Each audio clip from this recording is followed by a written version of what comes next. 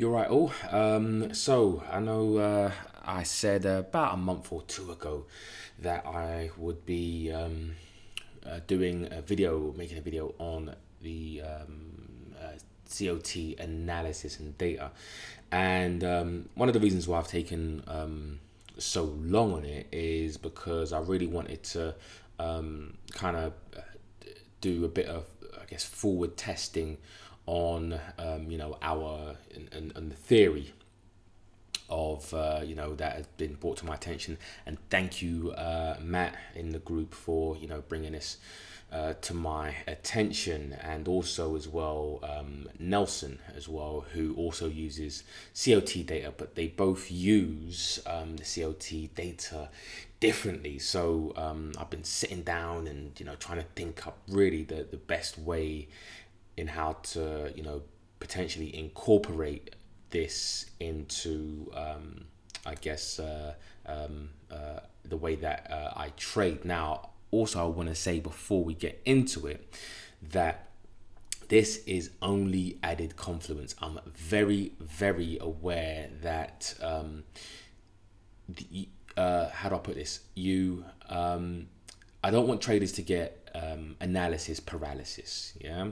So what I don't want is there's a lot of things going on anyway regarding fundamentals and sentiment, and that comes first. That is number one. This is just confluence on what we already know, because the big financial institutions and commercials also trade fundamentals. So we're always on the right side of them, or should be trading with them anyway. This just confirms what we already know. Yeah. So so this is just confluence. This is only confluence. Yeah, I don't want people to start saying, oh well, the commercials are net short, so I don't want to get. I need to get net, net long, or the large specs are net long, so I need to get net long. No. Don't do that, and I'm going to explain why. Yeah. So first things first, before we get into how I'm going to use it, is this.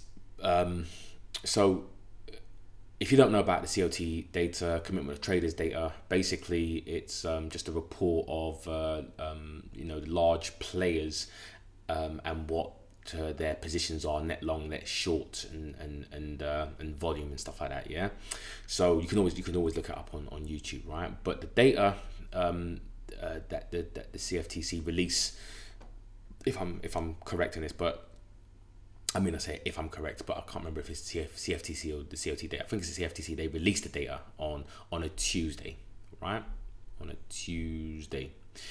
And so we as traders will not get the data for the positions of the large specs and the commercials, and also the retail traders until Friday. Yeah, so Tuesday, Wednesday, Thursday, Friday, and on this day, yeah, when it's released in the evening, I think for us in the UK, I think it's 3 o'clock New York time. Yeah, that data that gets released is for Tuesday, right? So we don't know what large specs were doing on the Wednesday, Thursday, or the Friday. Yeah, all we know is everything up until that point and what their positions were, whether they were net long or they reduced their net long positions, or whether they were net short, or whether they reduced or increased, their net short positions, right? Whether they increased their long positions, right? Now, here's where my major concerns with the COT data is, and why you should always be on the side of fundamentals first, is because next week, Monday, Tuesday, right?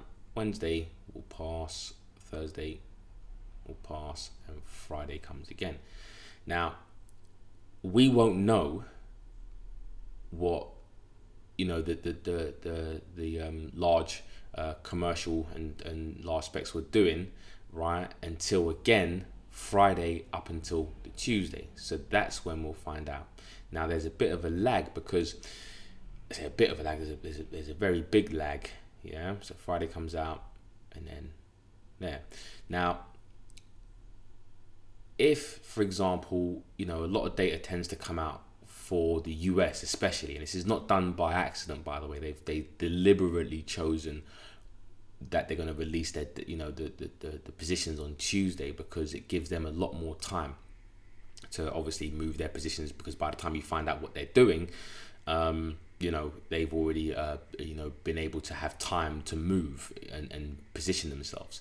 So imagine we're here on this Friday, yeah, and we know what's happened, their positions on Tuesday. Now the problem is, once the data comes out and you're like, okay, well, should I get net long, net short, etc. Let's say, for example, you have FOMC, right, which is quite a big announcement, especially because it's the Federal Reserve, what their future guidance is regarding monetary policy.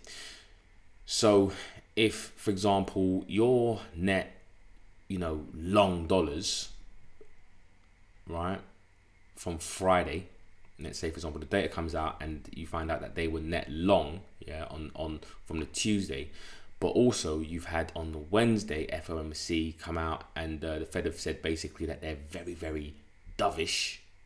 Yeah, what are you going to listen to? Are you going to listen to the large specs from the data that came out the day before, the FOMC data, or are you going to listen to the Federal Reserve, who are saying that they're basically very dovish and they're looking to cut interest rates?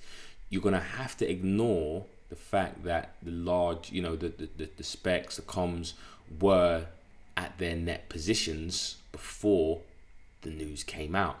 Yeah, all the important news, GDP,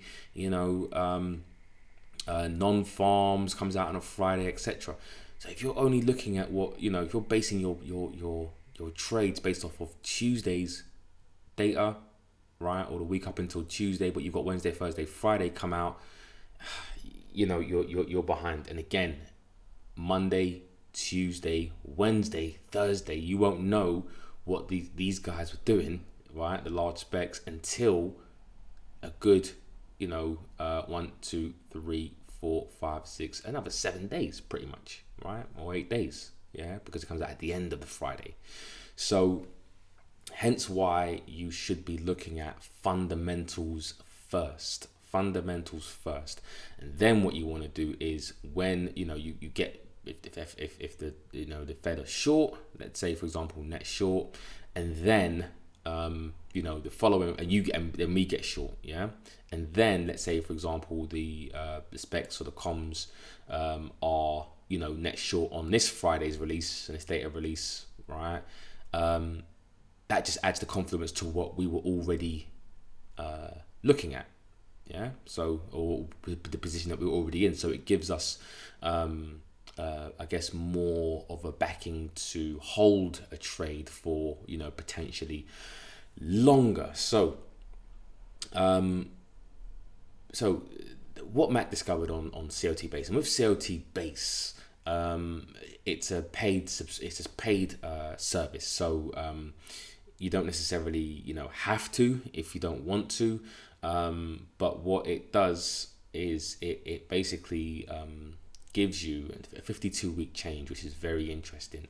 And the 52-week change, what Matt has pretty much discovered is that if there's changes of probably 10% or more, in a position, so of commercials, speculators, then that's quite a large increase in their net, longs or net short positions. So that's something to really keep an eye on. So Australia was -2%, British pound was -9%, so the large comms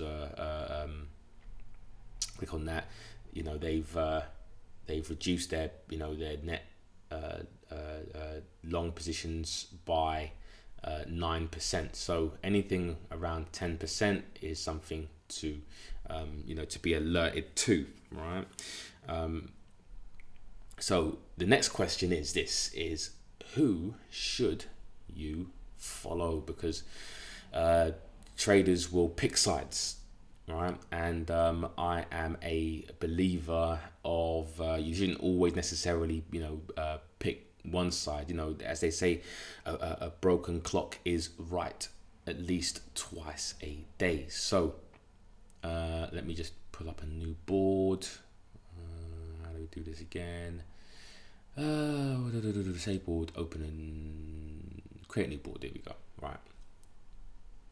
So you've got the large specs and you've got the comms.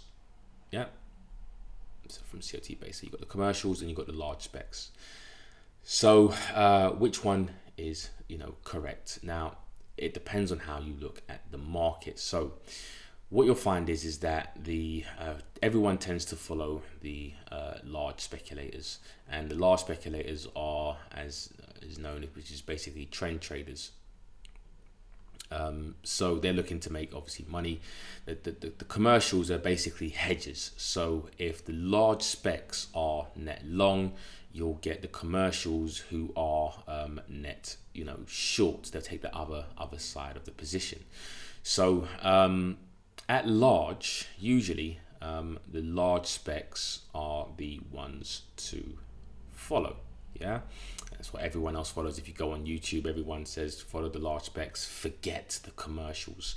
Now, again, Matt was a person that told me about commercials, and I at first I thought, okay, I saw what he was saying, and again after a bit of work, I came to the conclusion and that the large specs obviously trend trading, so in between the markets, but the comms are going to be right at some point, and they're going to be right at turning points, right? Because if the large specs are, for example, increasing their net long positions, and it's a common, I say it should be known that the large specs apparently are terrible at predicting turning points, whereas the comms, if they're net, let's say for example they're net short, so if they start to reduce, if they're increasing their short positions as prices go higher, because the large specs will be increasing their longs, they take the other side. At certain points, at certain price points, the comms are going to want to do what? They're going to want to have to not hedge. They're going to have to take the other side of the coin, right? So these guys are going to now start to switch their positions, their net long or net short positions at certain price points. So once they start to increase and start to reverse their positions, their net short positions, right? Or if they're increasing as it goes up, but they start to decrease their net short positions, they start to scale out of their positions, at a certain area, right? A certain supply zone or demand zones or price, that's where we want to now listen to the comms. So again, as prices start to go down, in line with our fundamentals, because it's always about the fundamentals, then we decide who we want to listen to. Who do we want? What data do we want to take on board, right? Because look at it like this: if large specs are buying into a level of supply, large specs, you should not be buying into a level of supply. Right? No one should be buying into a level of supply. You should always be waiting for pullbacks, right? But let's say, for example, you've got a position where, a situation where you've got large specs are net long into a position of supply, and then you're starting to see the comms, Now we start to say, all right, then, well, fundamentally we want to get short on this pair, or on this currency. Now, if we know fundamentally we want to get short, right, and then the comms have maybe got a 15% net short position, or they've reduced their short positions by 15%, and the large specs have increased their position by, let's say, for example, I don't know, another 15% into a level of supply, then why are we listening to these guys? Right? Why are we listening to these guys? So, because these guys aren't always right. These guys are the guys going to be the right at turning points. These guys will be eventually right, yeah, when they start reducing their positions and looking for the next trend. But at turning points, it's the comms that are, the guys that are going to indicate whether we should be getting long at a certain position. So I'm going to show you some examples. So let's look at the Australian dollar, right, as an example. And the Australian dollar, I think when Matt alerted me to this, I think price was coming down, right, and we're coming down into a level where prices had pretty much bounced off, right? Nice demand there. And what was happening was that the commercials were actually net long, yeah. So what we were saying at the time was that because they had been really increasing, because remember they're looking at turning points, yeah. The commercials, there was going to be something going on at a critical level of demand. So you would have had a few weeks of net long positions, like 10% there and another maybe 11-12% there.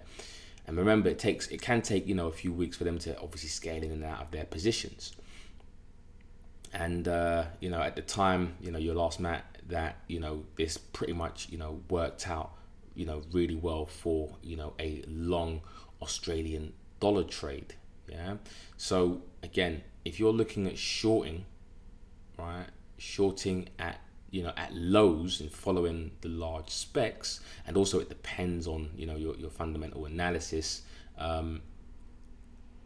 You have to really decide at levels who it is that you're going to follow. So I'll give you another example. So here, for example, right, it's not all levels that just because they're increasing their position size doesn't mean that prices are going to reverse from here. Key levels. So you had a level here, obviously level here, it being used up as demand, but as a support level. In the lead up to that, you had commercials building their long positions at the turning point. Yeah. That you don't want to look for. If you're looking to trend trade and you're following the trend, then fine. Yeah, you look at the large specs. If you're looking at a level here where you would want to be a buyer fundamentally, yeah, what you're looking at is what the comms are doing, because they predict the turning points, yeah, ahead of time.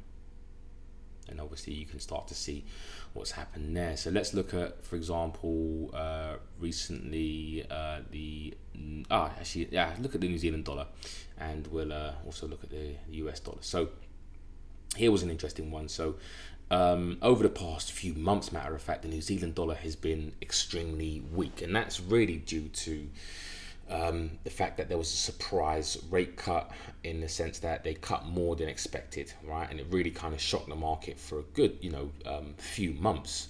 On the fundamental analysis spreadsheet, I think the New Zealand dollar economically was number two, I think number two for a while, but the New Zealand dollar just kept selling off.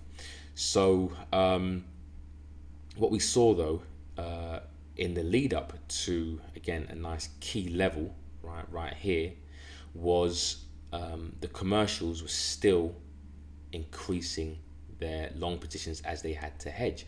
So for me, and what happened was, they were actually at this point in time, which was, I think it was a couple of weeks back, I think if you look, they were at all-time longs. 1 second, let's go back a little bit more, or go forward a little bit more. Was it last week? Come on, where was it now? The New Zealand dollar one.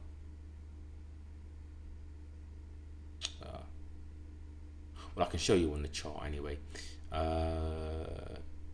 Yeah, so sorry, I'm looking at this point, if you go back to a year, right, the net long positions were the most they had been in a whole year,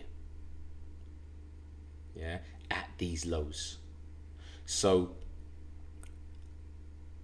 if they're, really net long at a low, and it's been the all-time for a year, 52-week high, yeah, at this point, in conjunction with the fact that, and I'm sure I had a report, I showed Matt a report, and Matt will vouch for this, that or the last, in fact, I'm going to go look for it now, the indicators, countries, New Zealand, it was the RBNZ statement that pretty much said that they were not looking to cut interest rates. So New Zealand hold rates and signals more easing if needed, but I think there was somewhere in here where, Lord, it was definitely in a report. I'd have to find it, where pretty much the RBNZ were less dovish. Put it that way. Yeah, they were less dovish on that, on their opinion and on their assessment, yeah, of what was happening, because inflation was coming back into the market. And if we go to the fundamental analysis spreadsheet, if you're looking at inflation, right, interest rates, inflation rate, they're fifth, but the month on month they were like pretty much number one, right? And previously they were again number one. They had grown from 0.6 to 0.7. So looking at that data and understanding that, they didn't necessarily need to cut again, yeah, and they were a bit less dovish and a bit, I won't say hawkish, but less dovish. In the lead up to that, and the comms were net long, yeah, at a level, because that's the key thing you have to understand. It has to be at a level of interest. Look at what's pretty much happened. And again, Matt will vouch for this. I said I was net long on the. You can probably go back as well on the in the Telegram group around this time and looking for net long positions. And I was long the New Zealand dollar. So again, it's turning points. It's where you have to decide who to look for, and also, I'll say who to look for, but what side you want to be on when it comes to level first of all, and also the fundamentals. And the last one was recently we're looking at the US dollar index, and again, Matt and I had a little bit of a discussion about this, and I was saying to him at the time that the large specs at the time when it came out, they were net long, and there was quite a large increase in their net long positions, and Matt was saying net short, right? But my point was that it was the net long positions, and even though this is a lagging indicator, came in, and I thought this is more of a pullback, yeah. So this looks like, again, the trend is higher. I want to be a buyer of the dollar, yeah. So I'm looking at the large specs. So I'm thinking to myself, get long. Prices did get long, yeah. Now, where it finally ended up kicking in, right? This one, I guess the increase in the short positions here, right, was when prices actually got to the high, which is logical, right? Which is actually logical because there were certain things that were happening with the dollar. There was, some negative sentiment regarding, I think it was like retail sales and manufacturing, etc., etc. So eventually, it does the commercials, do kick in, but you have to understand it's more about the levels that you're looking to get involved in, if you know what I mean. So, for example, when prices came down to this level here, yeah, the commercials were looking at net long positions. The large specs were looking, net short. And I guess from the week before, the specs were definitely, correct. But again, by the time we got the information, yeah, of what the specs were doing, right, whether it was large specs or the comms were doing, we were down into a nice level of demand, and they had massively increased their longs right here. So who am I going to I guess take into consideration?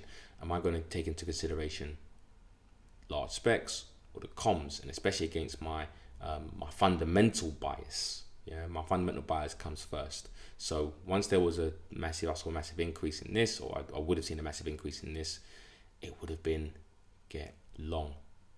Yeah. So again, just to reiterate, depending on the level, and also dependent upon your fundamental bias, this will add should add confluence, as to which way you want to get long or short. Again, this is only confluence, and the fundamentals do come first. All right, guys, hopefully that helps, and take care. Sorry, I also forgot the actual Canadian dollar, what we were actually talking about. So when in the group, so look at what's happened. So we've got a nice area of supply overall. Yeah, you've got a nice move in, move out. Prices have come up into this zone right here, this 0.761 price range, and as we've gone up into it, the commercials are heavily short. They've increased their short positions. The large specs have increased their positions. Now, which one is going to be right or wrong? We have no idea, but I personally am looking for some short positions on the CAD, and for the reasons, in the group, I put it in the group, the video in the group, I think it was, where is it now? If you, here we go. So this video right here, CAD trade idea, 21st of October, and I'll pretty much break it down. Why I'm looking at, short trades on the Canadian dollar. Probability wise, and I'll just go over it quickly. So if you're looking at the fundamental analysis spreadsheet, I've got two open. Oh no, it's the other one. When you're looking at the Canadian dollar, inflation rate wise, they are month on month, they've been terrible. So you've had minus 0.4 recently and minus 0.1. So what is going to force the central bank to actually be a bit more dovish? Because actually at the moment they're holding. So it's going to be inflation. Economic wise, they're doing okay, right? In the same way that economic wise, the New Zealand dollar is doing all right. But they ended up cutting rates. So the Canadian dollar, or the Canadian Central Bank, from an inflation perspective, they are struggling month on month. And remember, since this data has come out over the past few months, the Canadian dollar, especially we're looking at the dollar CAD, has increased in strength, which is not good for inflation. If they want inflation to come back into the market, then what do they need? They need a weaker Canadian dollar. The Canadian dollar is strengthened against a lot of currencies. If we're looking at the CAD, yen, for example, it's increased in value. So from that perspective, can you really expect inflation to come back into the market? For the Canadian dollar. In order for inflation to come back, they need a weaker currency. So looking at the COT data, my bias already fundamentally is to the short side. So again, who am I going to listen to? Am I going to be buying with large specs at highs? Or am I going to be looking at the commercials who are also very smart as well? Very, very smart traders, and they are right. Not necessarily as much as the large specs, but like I said, at turning points, I'd rather listen to this indicator or this indication than a long indication at a level of supply. So 52-week change, obviously 14% is the biggest. Actually, no, it's not. I think Japanese yen is quite quite big, and then you've got a nice, for some reason, a buy, right, at a level of what? Demand. That indicates potential risk off as well. So when we're looking at the CAD yen, yeah, the CAD yen trade, it actually now looks even more nice for a potential short, depending on obviously what happens. But I think that trade there now, with the confluence of the COT, starts to look quite decent again. If you're looking at the large specs, you're looking at the retail traders as well. The retail traders are very short on that, as far as net short and stuff like that. Do you really want to be trading along with the retail traders? So global growth, growth concerns, etc. So let's see what happens with this trade. But a lot of confluence within that area, and Brexit as well, trade wars, so turning points with the comms, looks decent. So if anything, I will speak to you guys soon. Take care.